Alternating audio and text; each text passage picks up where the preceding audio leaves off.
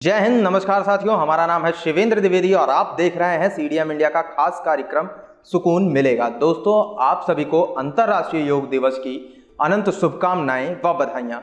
आज की इस भाग दौड़ भरी लाइफ में जिसमें हर एक व्यक्ति अत्यंत ही व्यस्त है, इंसान जहां भौतिकी और विज्ञान के क्षेत्र में काफ़ी ऊंचाइयों तक पहुंच गया है, परंतु आध्यात्मिक विज्ञान के क्षेत्र में वह आज भी कहीं ना कहीं पीछे है। जहां तक मुझे लगता है कि ऐसा होने के पीछे जो कारण है वह है मनुष्य के जीवन में योग का अभाव। अब हम में से बहुत से लोग ये सोच रहे होंगे कि योग का आध्यात्मिक विज्ञान या आध्यात्मिक जीवन या उसके क्षेत्र से क्या संबंध है। तो मैं आपको स्पष्ट कर दूं कि बहुत से लोगों की यह धारणा है कि योग मात्र व्यायाम व आसन है, परंतु योग मात्र व्यायाम व आसन नहीं है। योग शब्द का अर्थ है जुड़ना या जोड़ना, जो कि हमारे संस्कृत के यजु शब्द से लिया गया है। आप सोच रहे होंगे कि क्या जोड़ना और क्या जुड़ना। तो किसी व्यक्ति की व्यक्तिगत चेतना को या आत्मा को सार्वभौमिक चेतना यानी कि यूनिवर्सल कॉन्सिक्वेंस से जोड़ना, और इसी प्रक्रिया को करके हमारे ऋषि मुनि हजारों साल आगे और पीछे तक की यात्रा तक कराते थे। वो अपने अंदर की शक्तियों को ब्रह्मांड से जोड़कर किसी समय में आ सकते थे व जा सकते थे, जिसे हम आज के समय में टाइम ट्रेवल के नाम से भी जानते हैं। तो इतनी एडवांस टेक्नोलॉजी है हमारा योग, और भी बहुत सारी चीज़ें हैं जो वो कर सकते थे। अब जब हम आज के इस आधुनिक युग में योगा की बात करते हैं या योग की बात करते हैं, तो हम इस योग के जन्मदाता रहे अद्वितीय विद्वान महर्षि पतंजलि जी को कैसे भूल सकते हैं, जिन्होंने पतंजलि योग सूत्र की रचना की थी, जिसे आज के समय में बाबा रामदेव, सद्गुरु, ईसा फाउंडेशन जैसी अनेकों संस्थाओं के माध्यम से घर घर तक पहुंचाया जा रहा है। भारत के अनेकों ऋषि मुनि, संत, साधु हजारों वर्ष से यही तो कर रहे हैं। साधना की शक्ति और योग की टेक्नोलॉजी को पूरे विश्व में फैला रहे हैं। इसी योग के दम पर हम पूर्व में हजारों वर्षों तक विश्व गुरु भी रहे हैं।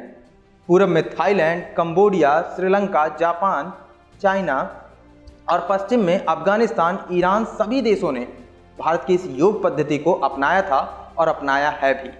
जो चीन इस वक्त सीमा पर हमसे दो दो हाथ करने को बेताब है, वो शायद ये बात भूल रहा है कि हमने अपने इसी कल्चरल इन्फ्लुएंस के बल पर बिना मजबूर किए, बिना बंदूक दिखाए, बिना सीमा पर सैनिक भेजे उन पर 20वीं सदी तक राज किया है। और उन्हीं पर नहीं, हम अपने इस योग टेक्नोलॉजी के बल पर कई बार विश्व को जीतते रहे हैं। हाँ, पर जबरदस्ती नहीं, परमाणु बम गिराकर नहीं, लाखों बेकसूरों की हत्या करवाकर नहीं, कोरोना जैसी महामारी फैलाकर नहीं, अपनी सॉफ्ट पावर, शांति, सभ्यता और विवेक के माध्यम से।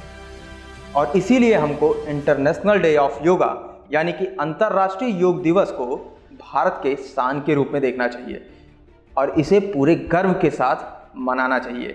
मैं यहाँ अपने honourable prime minister Modi ji को भी धन्यवाद देना चाहूँगा कि उनके योग को लेकर उठाए गए इनिशिएटिव से योग आज वैश्विक तौर पर एक महत्वपूर्ण आयाम साबित हुआ है।